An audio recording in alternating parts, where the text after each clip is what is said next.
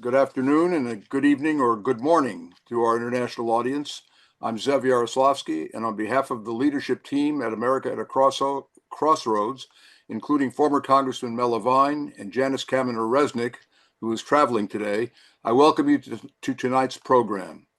We welcome back Lieutenant Colonel Alexander Vindman, and welcome as well to our wonderful moderator, Madeleine Brand. We are all looking forward to tonight's very timely conversation, which focuses on the Russia-Ukraine war. Before introducing our guest and our moderator, allow me to remind you of a few upcoming programs. On August 27th, retired United States Navy Admiral and former chairman of the Joint Chiefs of Staff, Mike Mullen, will be in conversation with Warren Olney on the topic War, Peace, and the American Future, Insights from the Joint Chiefs of Staff. A frequent guest on our programs, Admiral Mullen always provides a clear-eyed view on military and foreign policy with an important dose of historical context. You won't want to miss next week's program. And then on Wednesday, September 3rd, our guest will be Mary Ziegler, one of America's leading experts on reproductive rights. She will be in conversation with Los Angeles Times columnist Pat Morrison in a discussion on the current state of reproductive rights in the United States. The topic, how abortion shapes American politics. Now to tonight's program. Our guest is no stranger to our audience. Alexander Vindman is a retired U.S. Army lieutenant colonel and national security expert, particularly on Russia and Ukraine. Born in Kiev, Ukraine, Vindman immigrated to the United States as a child and went on to serve over 2 decades in the United States Army, including a combat tour in Iraq where he earned a Purple Heart. As Director for European Affairs at the National Security Council, he raised alarms before the United States Congress about President Trump's infamous phone call with Vladimir Zelensky, the president of Ukraine, an act of courage that led to Trump's first impeachment. Following his military retirement in 2020, Vindman became a vocal advocate for democratic norms and a critic of U.S. policy towards Russia. He is the author of 2 books, Here, Right Matters, An American Story. It's a great book. And The Folly of Realism, both of which were New York Times bestsellers. He currently holds fellowships at Harvard, Johns Hopkins, and other institutions, continuing to shape debates on U.S. foreign policy and the defense of liberal democracy. If you'd like to pose a question to Colonel Vindman during the program, please post them in the Q&A function on your computer. We will get to as many of the questions as possible. Alex will be in conversation with Madeleine Brand, a beloved award-winning national public radio host of her daily program, Press Play, originating from radio station KCRW in Santa Monica. She is an award-winning treasure in the world of broadcast journalism, and we are so fortunate to have her on our America at a Crossroads team. Madeleine, the floor is yours. Well, thank you so much, Zev, and it's great to have the floor again. And I'm delighted to speak with Lieutenant Colonel Alexander Vindman because tonight's topic couldn't be more relevant given what's been happening in the news, in the various summits, and I am so eager to get his perspective. So welcome back. Welcome to the program. Thanks, Madeleine. Thanks, Zeb, and thanks, America at the Crossroads, for hosting me again. It's an awesome group. We seem together, pretty good crowds, and looking forward to the questions from this group. And good warm-up act for Admiral Mullen coming in a week from now. About.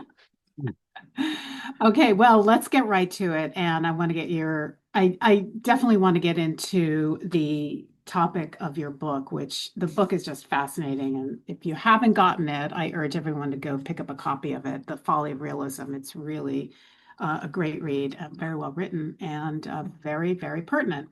So this week, it appears that in Alaska, Donald Trump seemed to accept Putin's demands, Moscow's framing, letting Russia have parts of eastern Ukraine, Donetsk, and Luhansk, including areas Russia doesn't even hold at this moment. And in exchange, later, Trump promised what he called a very good security guarantee, $90 to $100 billion in arms, financed by Europe, with U.S. supplying the weapons. So it seems like a good deal for America's military contractors as well. Is there any part of this deal that Ukraine and or Europe would accept?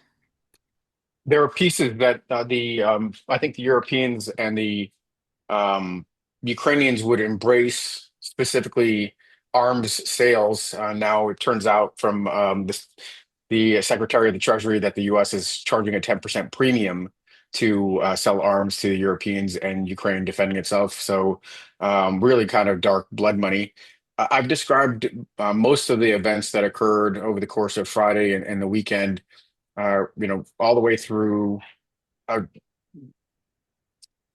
kind of almost a best case scenario outcome on Monday as a mitigated disaster rather than an unmitigated disaster, mainly because Trump gave away, as he's been doing throughout most of his second term, he's been giving away things for free, elevating Putin. We could get him, I'm sure we'll get into the awful visuals, and in exchange, really hasn't gotten anything in return. One of these ideas was this security guarantee, but just today, the Minister of Foreign Affairs for Russia, Sergei Lavrov, talked about the fact that, well, there was a misunderstanding. This wasn't really a security guarantee the way that the US has understood it or the Europeans understand it. It would be a security guarantee with Russia's and China's veto. So that how do you like that? The Russians would be able to, if there's further aggression, they would be able to veto the European reaction, which is a non-starter because that's not the way NATO is organized, where any hostile power, any power outside of NATO could get a veto. The weapon sales in themselves are not necessarily a bad thing. I mean, if it is kind of price gouging, the Ukrainians and the Europeans need these weapons. The Europeans can't produce them they underinvested in their defense, so they can't produce them domestically.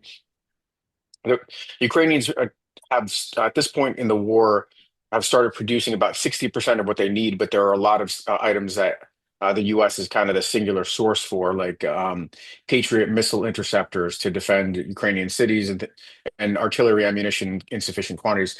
So I think there are, you could cherry pick some useful things out of here, but as a package, it's a non-starter. The land swap deal really makes no sense on the face of it because it actually the demand is that Ukraine turns over territory that it currently controls to Russia, and strategically important territory that is really the most fortified. And if it was turned over to Russia, would expose really central Ukraine to any future Russian aggression, just based on the kind of the terrain and the ability to conduct offensive operations. So all in all, pretty awful. I think the European leaders and President Zelensky tried to make some hay out of this, mainly to keep President Trump from kind of throwing his hands up in the air and completely walking away. And they came in force. Seven world leaders came in and kind of put a proposition in front of Trump. You've got all of us in front of you, we're your allies, supported allies, and you've got Trump, who basically has taken advantage of you. You've been panned in the press for being weak to him. Pick your side, and it looks like Trump has kind of shifted slightly over back to kind of a more normal position. But again, after giving up a huge amount of ground, so again, a mitigated disaster. A mitigated disaster.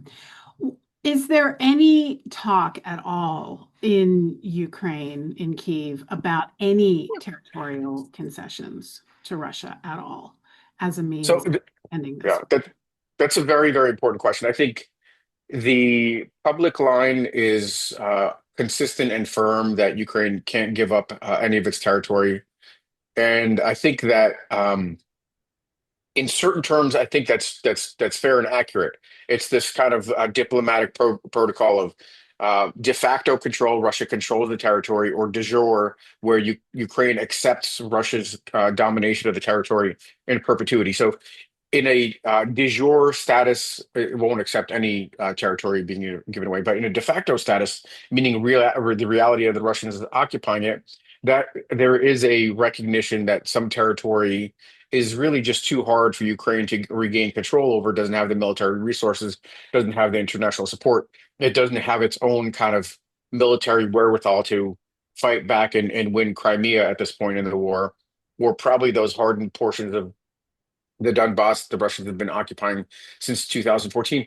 But I think the fact is, there is a recognition that some questions will be unsettled. Not everything has to be wrapped up in a bow with regards to peace negotiations. Some questions will remain unsettled, and those questions will be the ultimate control of territories, even though Russia is occupying them.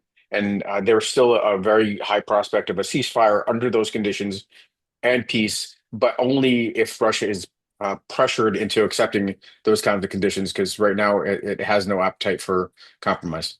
Right. Is there any truth to this idea that there will be a trilat, as Trump called it, a trilateral meeting between US, Russia, and Ukraine? Because it seems that Russia perhaps did Yeah, not say that they would agree to a trilateral sure. meeting. Does not want to meet with Zelensky face to face. Putin doesn't want to. Yeah. I mean, unfortunately, this is going to be a litany of things that Trump claims he achieved, and the reality is widely divergent. I think President Trump is certainly eager to facilitate a. This is an interesting format: a bilateral meeting, which is between Zelensky and Putin, and a trilateral meeting in the aftermath, based on some maybe some gains in the discussions where it's the U.S., Russia, and Ukraine getting together.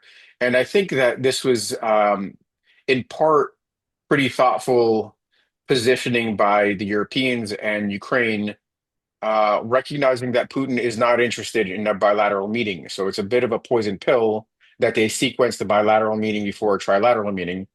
They did that because they know that Putin doesn't want to grant Zelensky or the current government of Ukraine legitimacy. He resists this notion. He's had all sorts of kind of caveats to, the conditions under which he would do that. So it's extremely unlikely. The other thing that I thought was pretty savvy by, again, Ukraine and the European leaders is that the onus at the end of the summit on Friday with Putin and Trump put put the emphasis on Ukraine being the party that could settle this war, that Ukraine could just accept Russia's terms and the war would end, which is pretty absurd. That those demands amounted to a capitulation.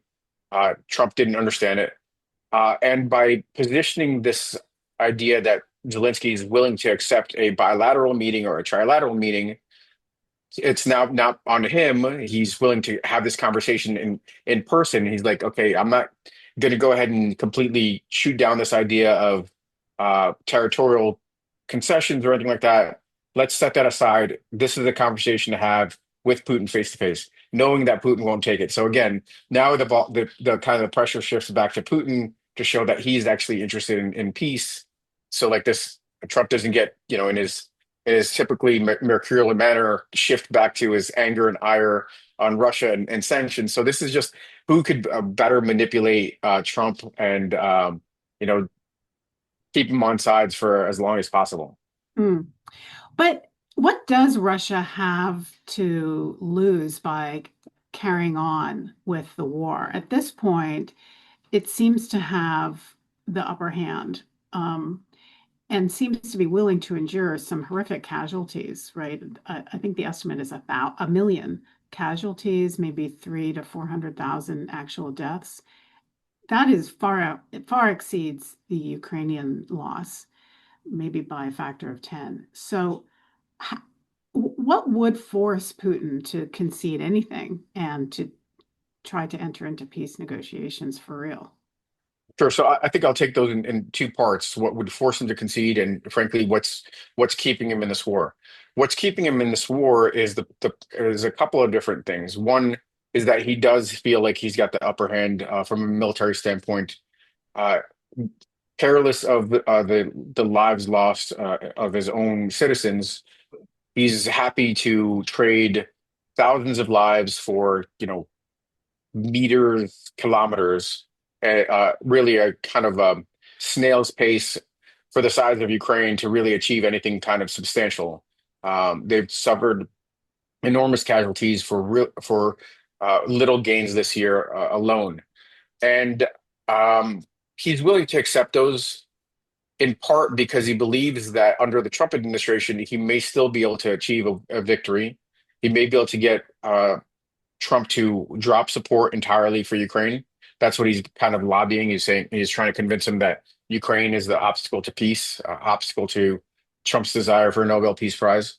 And he's willing to stick with this war, even though it is in fact very, very costly for Russia from an economic standpoint, from um, the losses that their military is suffering for some time longer because of, again, may deliver a victory that he can't achieve on the battlefield.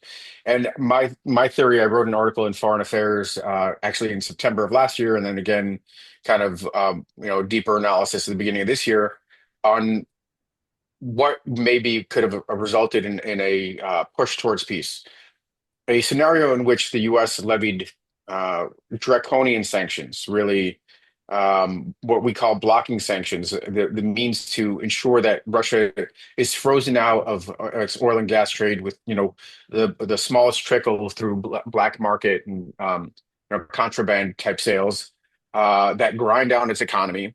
A Ukraine armed to the teeth, and the signal sent that Ukraine will get enduring support as long as Ukraine is in this war, and at the same time, some putting these pieces together where is able to achieve some battlefield successes, that would be sufficient, in my view, to get Putin to be more thoughtful and start to wind down, to engage in, earnest negotiations that are not maximalist, that are not seeking Ukraine's capitulation. I think that was a completely viable outcome. Maybe would have been. I'm not saying that the Harris administration would have gone all in, but it would have certainly promised continued support. But what Trump has done is the exact reverse. He's been very, very mercurial with regards to his relationship with Zelensky. There was at one point and of course everybody remembers the awful Oval Office meeting in which I think we as a nation were humiliated by this president. And a subsequent freezing out of Ukraine for a short period of time, a little bit less than 2 weeks. But that is a scenario in which Putin thinks Ukraine could be cast aside. Russia could entice Putin with Trump with business deals and so forth. So I think in this scenario, the prospects of this war continuing on for another year are extremely high, because the proposition has to be tested by Putin. He has to see what else he could get in terms of giveaways from Trump. He has to see if even though he's taking enormous losses, if that strategy could stack up into something that the Ukrainians might break. And let me talk about the military dimension here for a second, because Russia is 3.5 times the size of Ukraine. Its economy is 10 times the size of Ukraine's. And those resources, if they were effectively employed, could be crushing. But morale in the Russian army is awful. Training is awful. They conduct kind of a human wave, or what are sometimes unfortunately referred to as meat assaults, just people sent across the battlefield. They are not able to sustain their force with this military material that they need in order to achieve kind of significant gains, like tanks, armored vehicles. They're losing them at too large a pace. Ukraine is a smaller force, but it has a higher morale. It's better trained. It was enjoying support from the West, and they're fighting for their home territory, so they're fighting fiercely. But at the same time, they have significant manpower shortages. So this is not, a decisive advantage for Russia. It is not a catastrophe for Ukraine. The margins are actually quite thin. And the way I tend to describe it is that Ukraine, in my view, has more staying power than Russia. Ukraine can endure, even though it's suffering, immensely with battlefield losses and the cities being attacked. It has the staying power. So it is. I don't think I would agree with the conventional wisdom that Russia is winning. It's winning if your measurement is just small territorial gains, but that's not how you win a war. Not with countries and territories this large. It's going to be something substantially more robust, and I don't think Russia has it. especially with the Europeans and the US still in support. And the Ukrainians are not exhausted yet and ready to concede anything based on that, as many wars end because one or both sides is just ground down and can't do it anymore. Yeah, so I think this is a very important and interesting question to discuss. Um, there is certainly no question, and the polling and data substantiate the fact that the Ukrainian population is under great stress, great pressure. The military, which has always had a more, frankly, um, a more, uh, I would say, kind of realistic appraisal of how difficult this war was. Even though the morale is high, it never was like, this is going to be easy. The military brass has always considered this going to be a very, very difficult fight. But the population as a whole had kind of almost a euphoria after the first several months of the war, where Russia was forced to withdraw, and there was high prospects for Ukraine's success in the counteroffensive in 2023 that didn't materialize. And that gap has been closing between the kind of realistic appraisal of the military and the euphoria that's kind of waned by the population. But there is also really robust data that shows an enormous amount of resilience within the population and the military. There have been some troubling indicators with Ukrainian military with regards to desertion, the fact that it is quite challenging for them to continue to bring in, they have to kind of hunt down conscripts and draftees that are attempting to evade it. Part of that is because the Ukrainian military top leadership hasn't necessarily covered itself in glory. They've performed pretty well, but there have been lots of missteps and mishaps along the way, and I think the military thinks that their life is to a certain at times being squandered. There's a big difference between the front line, the frontline units, the premier units, and the general purpose force. The premier units, no problems with regards to recruitment. People sign up, they're well trained, but the general purpose force, we're talking about a really large force, doesn't necessarily have those same resources, doesn't have the same training, doesn't have the same leadership. So there is a challenge. I want to be pretty clear about that, but the resilience of the Ukrainian military and the population looks like it's got some staying power. Again, the data I see seems to project forward, certainly no particularly troubling signs for probably the next year or so. Okay, let's get to the larger thesis of tonight's show, and it is taken from your book, and that is The Folly of Realism: How the West Deceived Itself About Russia and Betrayed Ukraine. And in it, you argue that this didn't just happen in 2022. This has been brewing for some 30 years, since the fall of the Soviet Union, since the declaration of independence from Ukraine. And you say that since then, the US and the West have made some fatal mistakes that have brought the war that we see today. And I want to go back to the beginning, not the beginning, but the beginning 30 years ago, the fall of the Soviet Union in 1991 during George H.W. Bush's administration. And then, of course, the declaration of independence from various former Soviet republics. So what was the initial Bush administration response? Because you detail a really interesting lack of enthusiasm. And in general, I think a lot of us think that the United States was quite excited about the fall of the Soviet Union. So what was the response, and how did that manifest? I think it was first, I would just categorize it as pretty deep apprehension. In certain regards, the late Soviet Union under Mikhail Gorbachev was a state in which there was some meeting of the minds, and I think there was a devil mentality, even though it was an ideological adversary versus the fear of the unknown. And the way that the administration kind of came around to some of these, worst case scenarios is they looked at the devolution of the Soviet bloc starting in 1989. They looked at what happened, for instance, in Yugoslavia with the kind of the wars and flashpoints occurring there. And they were deeply afraid of a scenario in which the Soviet Union ended up like Yugoslavia, but with nuclear weapons.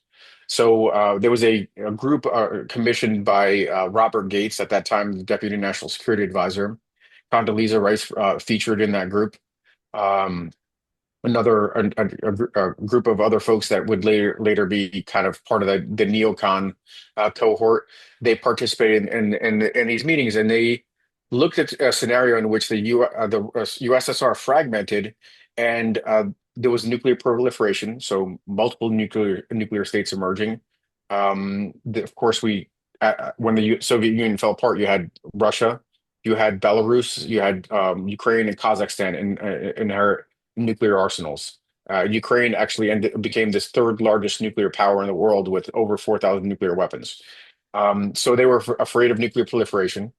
And they were also afraid of a loose nuke scenario in which it was, just complete total chaos, and nuclear weapons or nuclear materials would kind of flow freely around the world and fall into the hands of terrorists and things of that nature. So that's what governed the decision making of the George H.W. Bush administration with regard to the Soviet Union. And one of the most illuminating moments was just months before the Soviet Union collapsed. George H.W. Bush travels to Kiev and gives this infamous Chicken Kiev speech, in which he basically says, yes, I know that you want your independence. You've been struggling for it. He may have not known that it was a centuries long struggle, but he knew that they were struggling for it. But don't rush towards, independence. And of course, the Ukrainians do like they tend to do, which is like, yeah, whatever. They've done that during two revolutions in 2004 and 2014, and they'll do that to Donald Trump if Donald Trump pushes them and to do something against their interest. And they were like, no, we're going to continue, and they voted overwhelmingly. 90% of the population voted to break free. So that was one of the key moments, framing a scenario in which we basically sided with Russia after the collapse of the Soviet Union to figure out a way to denuclearize these states and turn over their nuclear weapons, including concerted pressure between Russia and the U.S. at one point to pressure the Ukrainians to give up nuclear weapons. So that was the start of the story, with this Russia first kind of Moscow focused approach. So they thought, well, we've been dealing with the Soviet Union since the end of World War II, right? In this Cold War. We know what we've got. We know that there's this idea of mutually assured destruction. They'll keep a lid on things. Yep. Should the Ukrainians elect some madmen, who knows what could happen? Like, it was just unknown. And you said that was a huge mistake because it was prioritizing, I guess, realpolitik realism over the ideals that America purports to stand behind, which is supporting democracy and freedom. Self-determination, yeah. Right. But isn't it also that they were actually just looking at the safety of the United States and wanting to make sure that there wouldn't be another nuclear war or some kind of nuclear conflagration? And, 2020 hindsight, yeah, okay. But at the time, who knew, right? Yep. So I tend to be pretty forgiving of the policymakers in that era, whether it's George H.W. Bush or Bill Clinton afterwards. And I'd say that the way I rationalize this, and I kind of did this, I'm not sure if Tom Nichols has ever been on this program, but I remember doing a book talk with him at one point, and he was pretty hard on himself and the decisions that were made back then. And as I thought about it, I was like, these are brilliant practitioners, so they couldn't have been all wrong about how to deal with this. And what I would say is that in the 90s, the policymakers fell victim to hopes and fears. The fears we discussed, the idea of nuclear proliferation, loose nukes, and things of that nature, and hopes. And I'd say those hopes were probably justified. As you pointed out, we were coming out of a Cold War, 40 years of existential a threat of nuclear Armageddon. And at the same time, both Gorbachev and Yeltsin promised a different view, different world in which Russia would be a net contributor, Russia would, and it would be a pan-European security architecture and things of that nature. So yes, it was the seed of a very Russia focused, but I'd say at that moment it was probably excusable and understandable given the situation. What becomes um, less understandable and less forgivable is as time progresses and Russia shows its colors. Russia engages in aggression. People forget about the fact that there were multiple frozen conflicts in Russia's backyard where it sent in purported peacekeepers really to lock in its own influence, whether that's in Georgia, in Moldova, in other corners of the world. Russia's Chechen war, the way Russia, kind of supported genocide in the former Yugoslavian territories by Serbian strongmen and things of that nature. After a while, it became less understandable. There was no promise of a pan-European security, but we still kind of grasp at that mirage. And at the same time, we've always kind of fallen victim, even under the Biden administration after the war started. We were part of the reason that we were slow to support Ukraine was because we thought that that somehow could provoke Russia into a confrontation and take us on the road to nuclear war. But again, a false understanding because Russia has zero interest in tangling with the US directly. They have a very, very healthy respect for the United States and will do everything.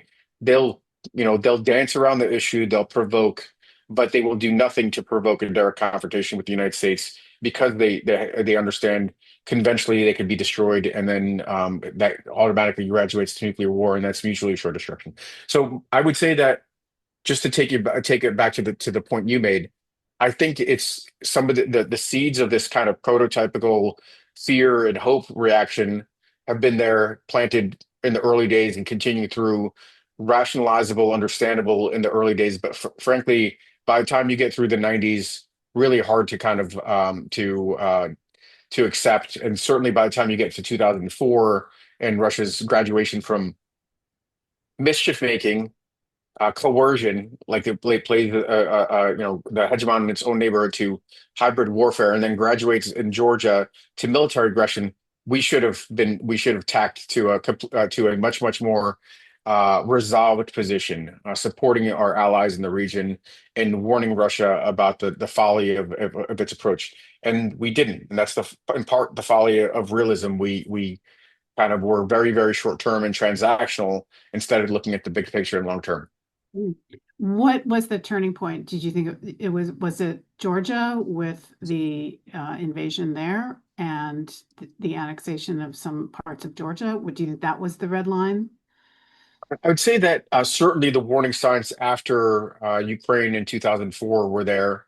The rhetoric started to sharply escalate from Russia because it could see Ukraine pulling away, and that's the kind of the core of Russian identity and power, that it needs Russia as well as Little Russia, to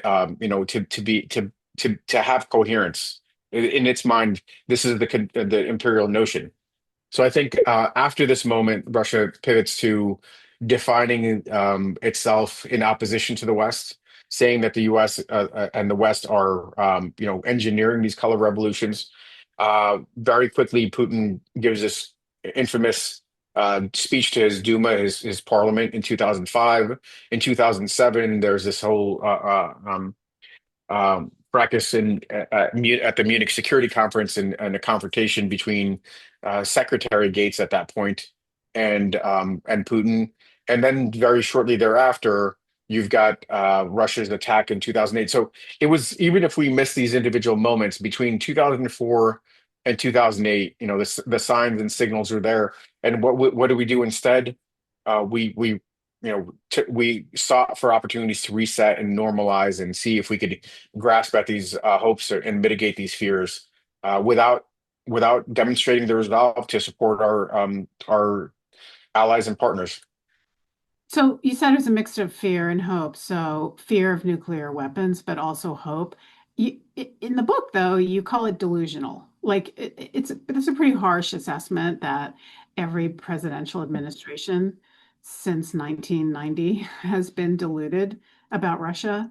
And what is the delusion when we in fact know what Putin, we have a lot of good intelligence about what Putin has done, and including assassinating people harshly with, trying to, in the case of a former president of Ukraine, um, poison him when he's disfigured. And so we know what he's capable of. And yet there's this feeling that, oh, he's maybe not as bad as he seems. Well, what is the delusion here when it Hmm. comes? Yeah, so I think the first thing that I would say is that one of the reasons that we've given Russia such a singular place is that we bought into this sense of exceptionalism that Russia kind of demands and evangelizes. So that sense of exceptionalism, in part feeds off the fact that Russia is the largest territory by size. It was, once held to be one of the largest and most powerful militaries in the world. Prior to 2022, that was the second most powerful military in the world. It had a massive nuclear arsenal. It had a dominating, if not entirely dominant, a central position in oil and gas trades and things of that nature. But Russia was by no means anything close to the Soviet Union. It's a shadow of the Soviet Union, and certainly Russia didn't have I mean, it could play at best, really, oftentimes the part of the spoiler without necessarily following through. So I think that's buying into that exceptionalism has been a part of it. I think that certainly, I mean, we take some of the president's words at face value. At one point, George Bush the younger professed to look into Putin's eyes and see his soul. And this is in the relatively early days, um, in the early 2000s, instead of the KGB case officer that had likely, in order to come to power, conducted bombings of his own city, or of Moscow rather, in order to secure his role and start a second Chechen war. So I think we have been quite I mean, nobody deludes themselves more than you could take this as a mixed bag. Okay, some people delude themselves more than others. I mean, Donald Trump thinks that this guy is his best friend, and that Putin, crazy or not, I forgot the words he used. It was on that hot mic. He was like, "This guy is willing to make a deal for me." I mean, that's pretty delusional, right? But so I think there's a range of delusion. Some folks probably had a much more, kind of stark, or a much more kind of, I'd say, thoughtful interpretation. When I interviewed Bill Clinton for this book, he was quite caught, and the overlap was really limited. He was quite cautious of Vladimir Putin initially and tried to warn George Bush about it. I'd say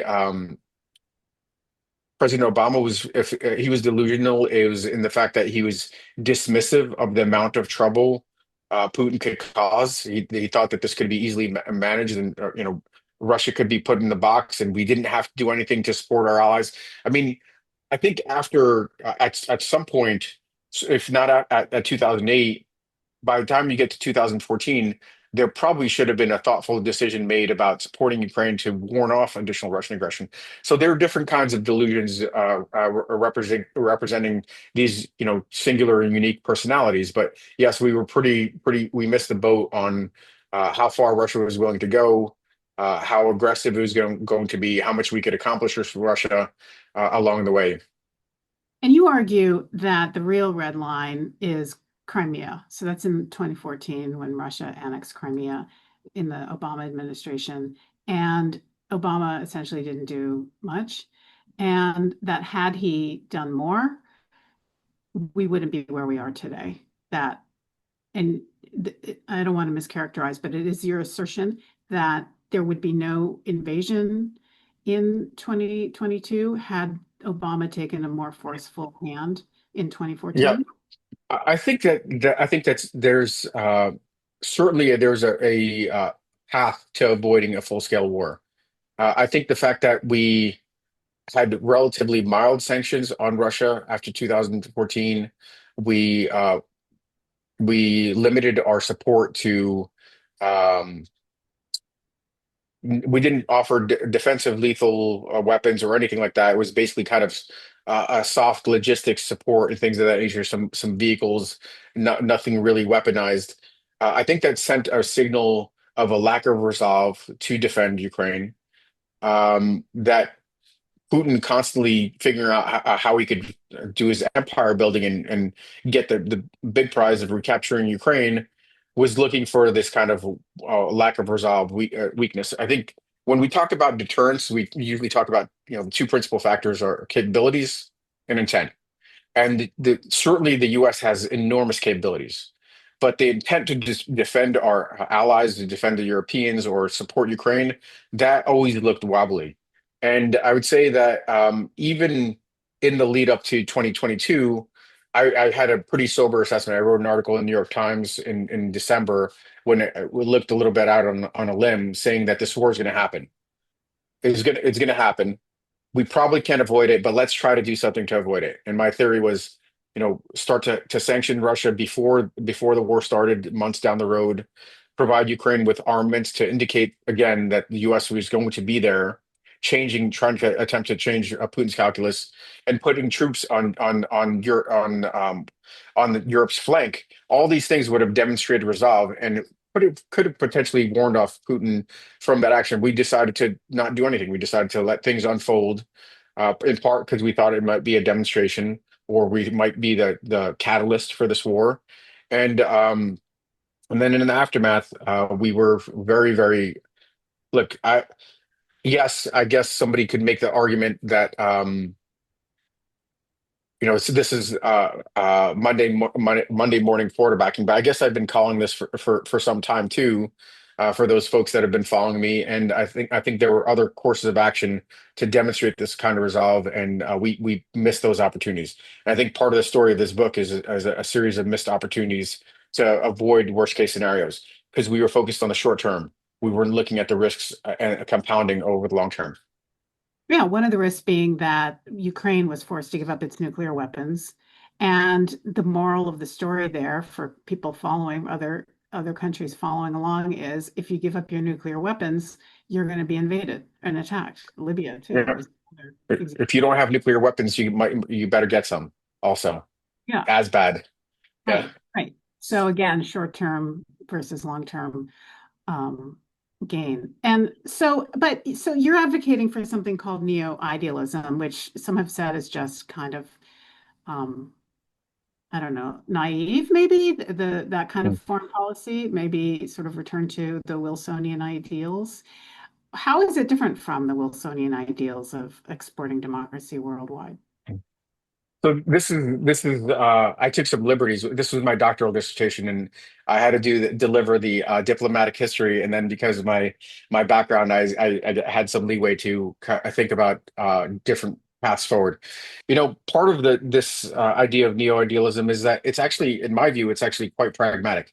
I think laying out the case I did, looking at 30 years, six administrations, these critical junctures along the way, independence, denuclearization, the Orange Revolution, Georgia, the war in 2014, and full-scale war in 2022, I basically laid out the case how we were short-term and transactional at these moments instead of looking at the long term.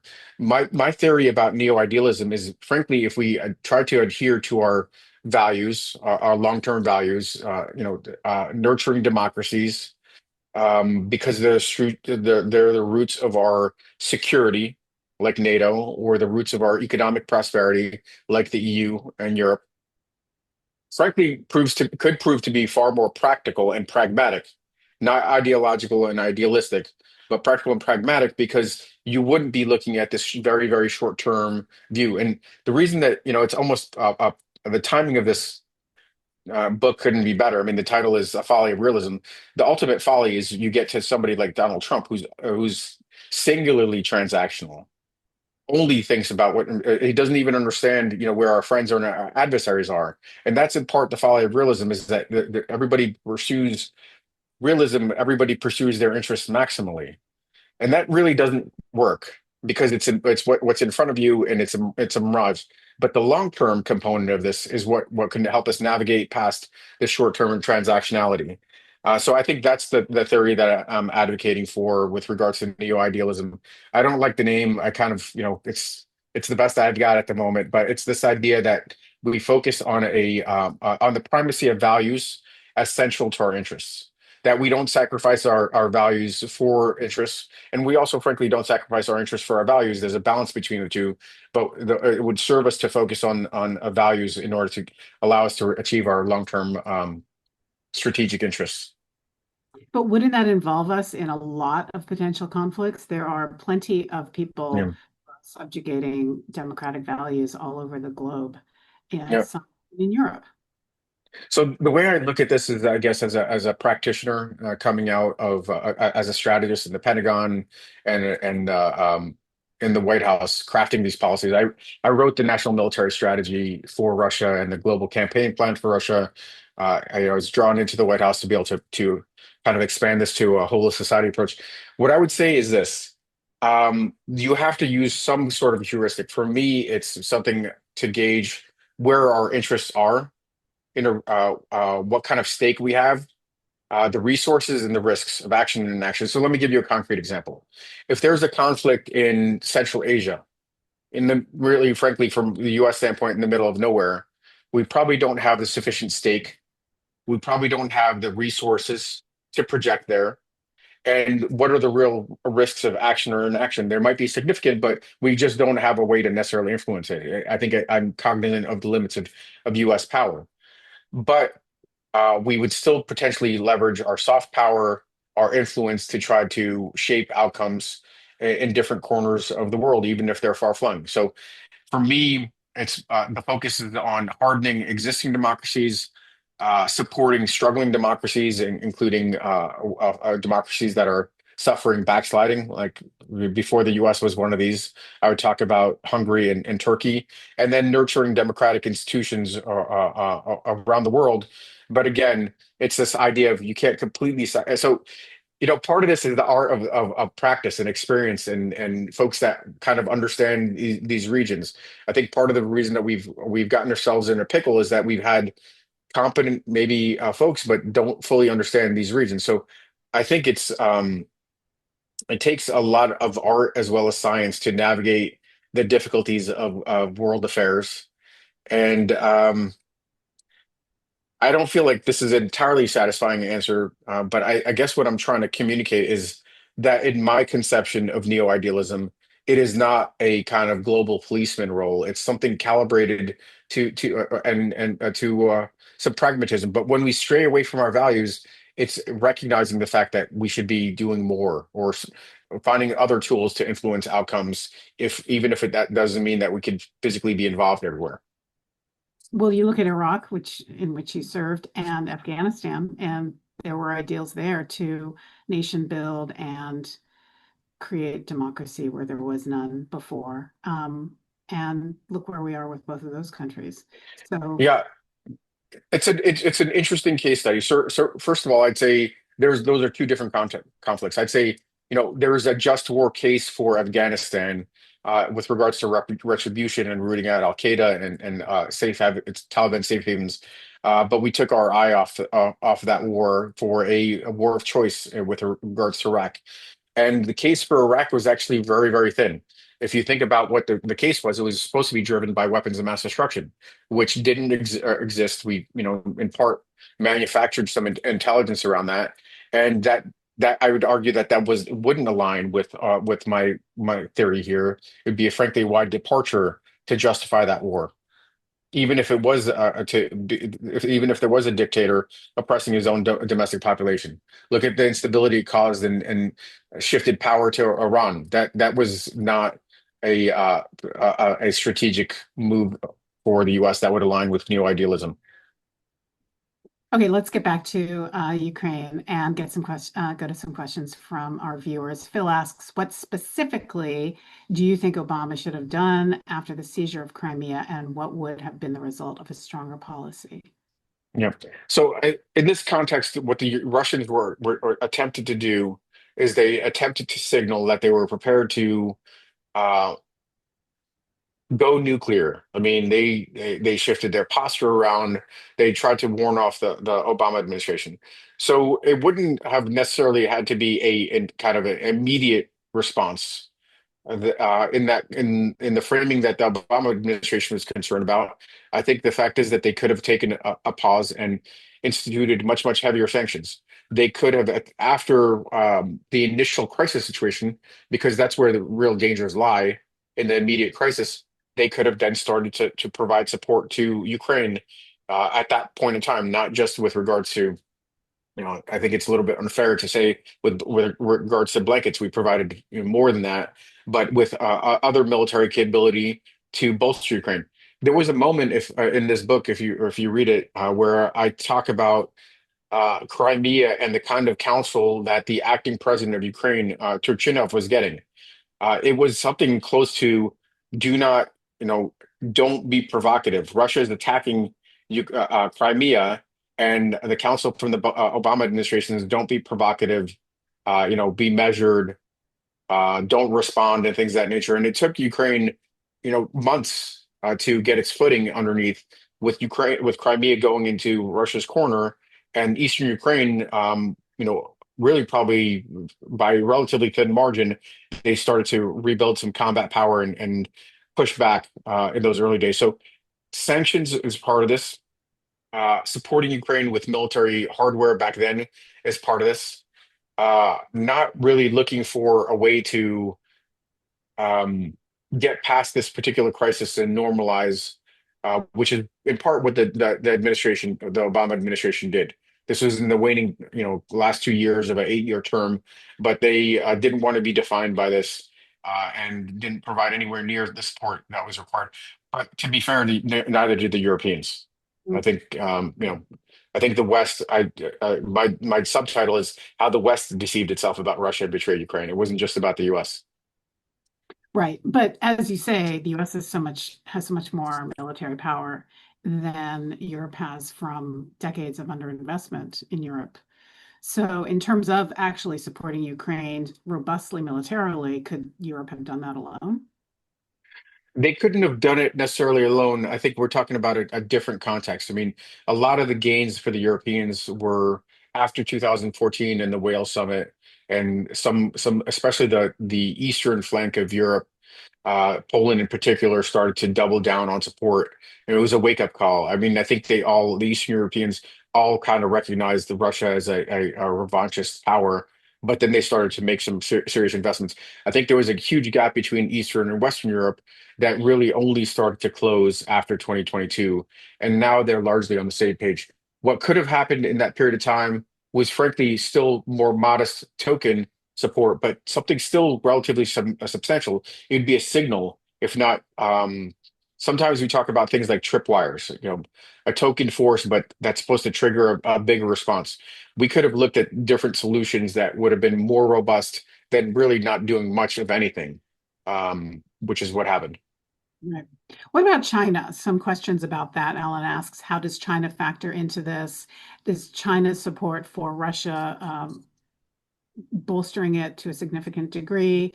And relationally, the same Yeah. kind of, um, I guess, tolerance on the part of the US and the West for Russia's actions, does that embolden China towards looking towards Taiwan and elsewhere? Yeah, yes, and yes. I'll keep this one pretty short, just mindful of time. I think the fact is that what happens in the Russia-Ukraine war will shape the outcomes in a China-Taiwan scenario. If Russia walks away with a win, if Russia manipulates the Trump administration into helping deliver that win, it really does significantly increase the probability of a China-Taiwan scenario, especially in the last year of the Trump administration, where they think that deal could be made. So I think it's extremely dangerous, and I think it's also encouraging to other regimes. I think Trump, what Putin did, and what Trump is doing now with because there's a bit of a convergence in worldview is setting a signal that we're returning to the rules of the jungle, where the strong could prey on the weak. With regards to what China is doing inside Russia, it is very, very robust. they're sending an enormous amount of dual use technology, really floating the Russian economy as well as the war machine by the inputs, providing a lot of the inputs for the war effort, if not providing the end weapons. They haven't decided to do that yet. They have escalated their support based on what they perceive is the shifting balance in Russia's favor, and that Russia might come out on top.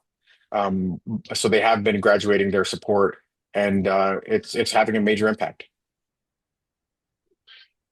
So as we get to the close, I'm wondering, you were part of a team, you led a team in the waning days of the Obama administration to reformulate the US's stance to Russia to make it more along the lines of what we've been talking about, less a realist and more an idealistic long-term approach.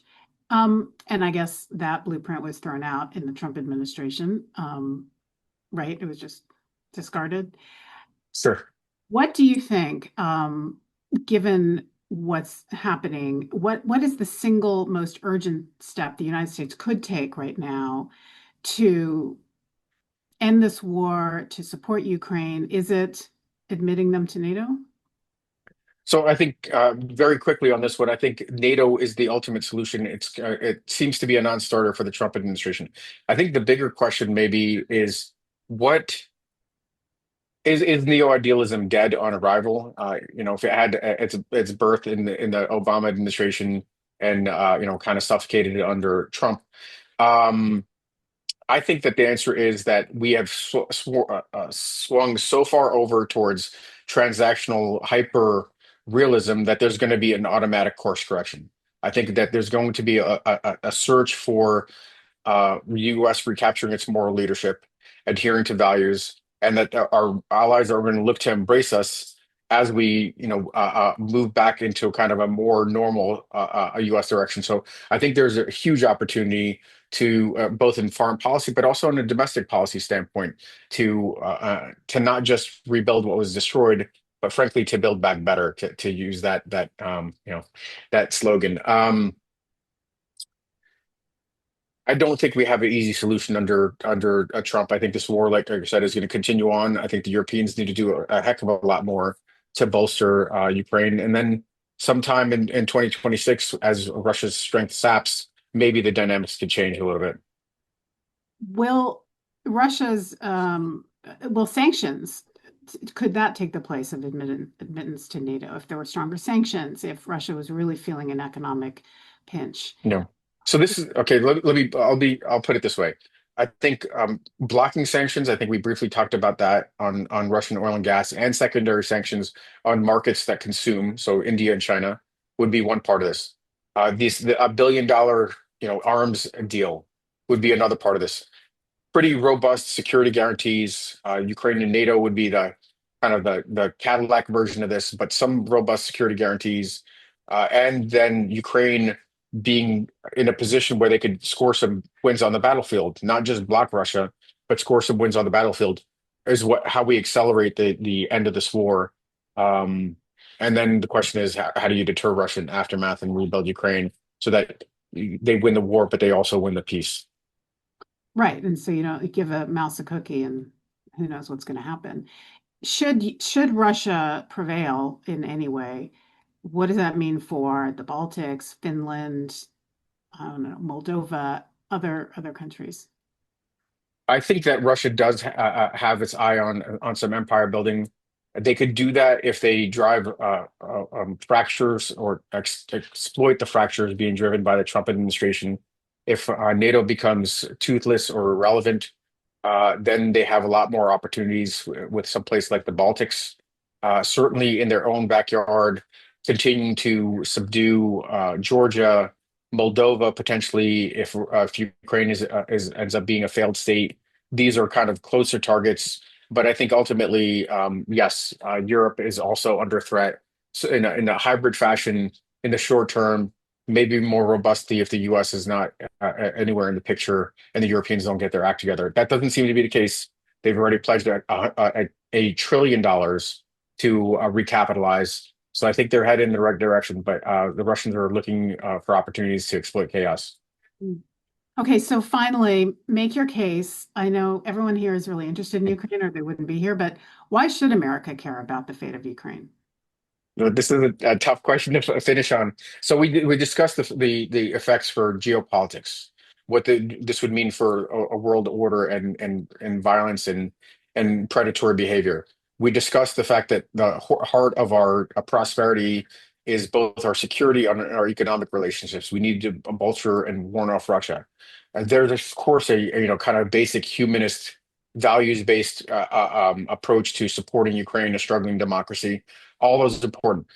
And there's a pocketbook issue that we're paying a tax to Russia for this war. Every day it goes on, there's a premium for oil and gas, and the fact that it has a kind of reverberation for every other good. So for all those reasons, it's a no-brainer for us to be able to support. We should be supporting Ukraine, and we could do it for cheap, pennies on the dollar. We don't have to put our troops on. It's material support to Ukraine, and they continue to punish one of our greatest adversaries. All right. Well, thank you so much for a fascinating hour. And again, I urge people to read the book. It's really a great history, and hopefully we'll see you again soon. Sure. I'll just briefly mention I'm doing some signed copies through a local bookstore here in South Florida, Books and Books. I think the team here may have a link to be able to get signed books Oh, to send fantastic. out. Okay. So I guess, Happy to do that for this group. all right, awesome. The team will Thanks. send an email to that effect. And thank you. And hopefully we'll have you back soon. Definitely. Thanks, Madeline. This was a terrific conversation. My pleasure. And thank you all for tuning in. And definitely tune in next week to hear what Mike Mullen has to say about this and other topics of national security interest. And I will see you again sometime in the near future. Have a great night.